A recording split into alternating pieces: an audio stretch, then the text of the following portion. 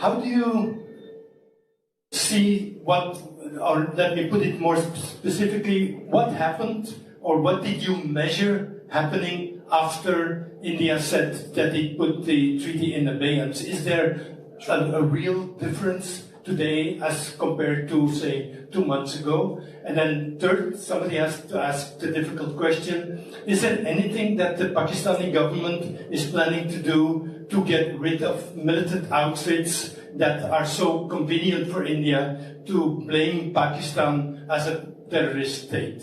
Thank you for the opportunity to answer all these questions. These exactly the topics that you mentioned are those that we believe that can come up within the context of a comprehensive dialogue with India. If we have a comprehensive dialogue, that means an all-encompassing dialogue. And that gives us an opportunity to discuss all issues, at least bilaterally. As far as the question of Kashmir, given that you're an expert, you know Pakistan's long-standing position is in line with the UN Security Council resolutions and in accordance to international law. Only once we deliver the plebiscite to the people of Kashmir, their right to self-determination, would be our position. India would bring their position as part of a comprehensive dialogue. But I believe there are dueling reasons now that we must address the issue of Kashmir.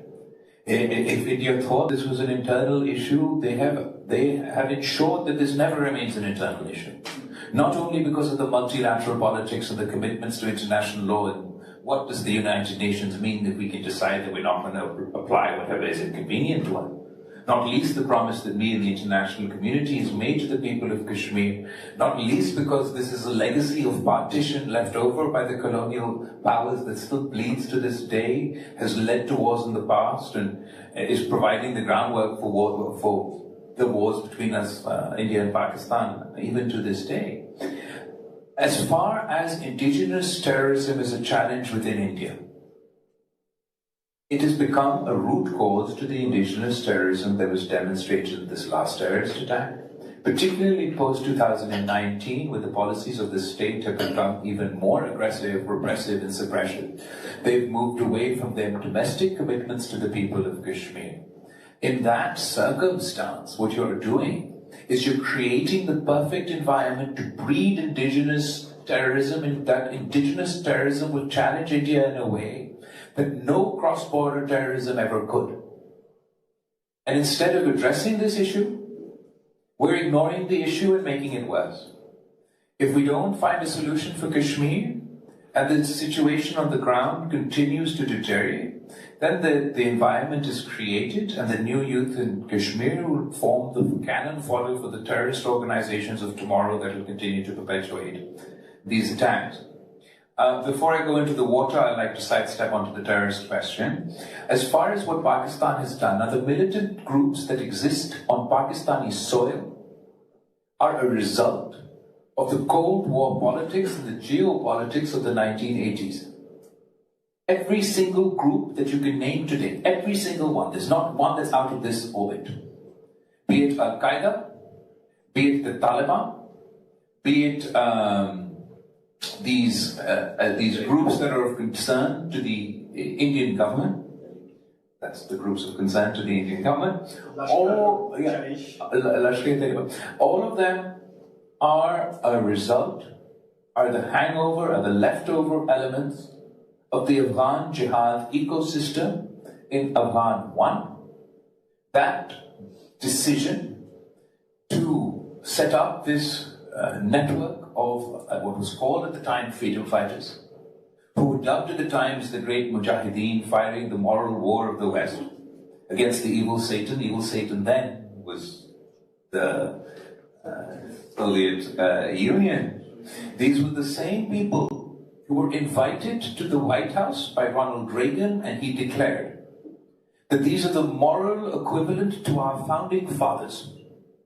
And Pakistan, well, at the time was under a dictatorship, and my mother, Benazir Bhutto, was leading the resistance against the dictatorship. But even at that time, she warned the Pakistani authorities and the international community that you're creating a Frankenstein monster that's going to come back and haunt us.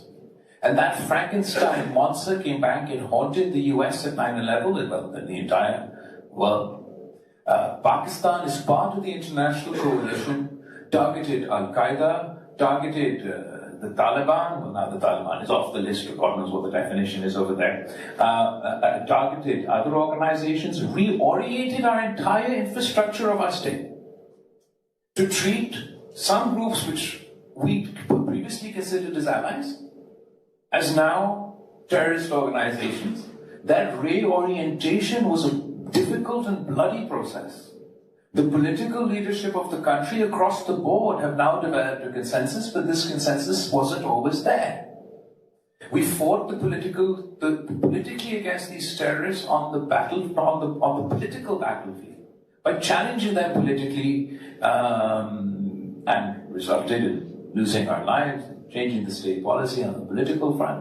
The military leadership of Pakistan is not again the caricature that the world wants to paint of many, many generations ago, where there would have been conflict in this transition, where there would have been anti-Al-Qaeda as a result of 9/11 and their alliances in the world.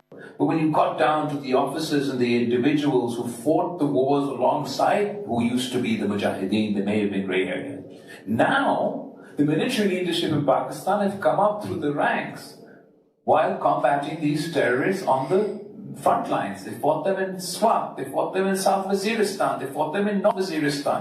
They earned their honors in valor and in bravery while fighting these terrorists, and then got promoted to the current ranks that they are while they lead our armed forces. So, in that context, we fought the bloody war over what's left over from Afghan 1. The international community, through FATF, has only recently endorsed Pakistan's actions against the groups of concern to India.